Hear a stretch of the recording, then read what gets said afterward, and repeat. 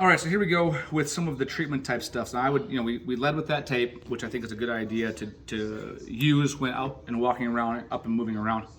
But if we can identify that spot, so usually between that third and fourth or second and third toe, and then I would try to, you have more mobility as you go that way on your foot from big toe to little toe. These bones don't move quite as much. These bones move big, wild swings in joint mobility between the metatarsal heads as you go further to the pinky side. So I would pick those two bones and then I would just start moving back and forth and mobilizing through and trying to get some more space through there. You can even pull them apart a little bit and move them up and down.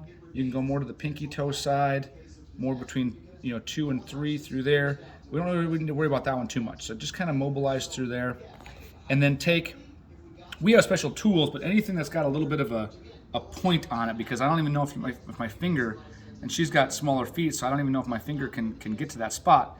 If I can use a little bit of a tool, I'm going to kind of start more distally, and I'm going to work back towards that with the toes down.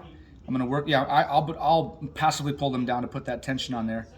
I'm going to find that spot. When I find that little lump, then I'm just going to lightly, work in through that lump, up and down, up and down.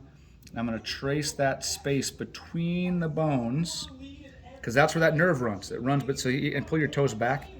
Pull your toes back. So you can see where the tendons kick in. I don't want to be on those toe tendons. I want to be in between those guys. So and you can feel that tendon right there. I'm right in between them, right through there. And so I'm just going to try to use a point and get on that little neuroma.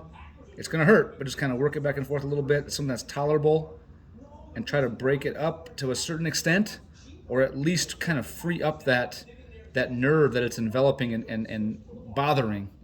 And then from after that, I go back to the mobilizations again, maybe even just kind of lightly massaging it up this way and trying to get that fluid, anything swelling, anything in the way, out of the way.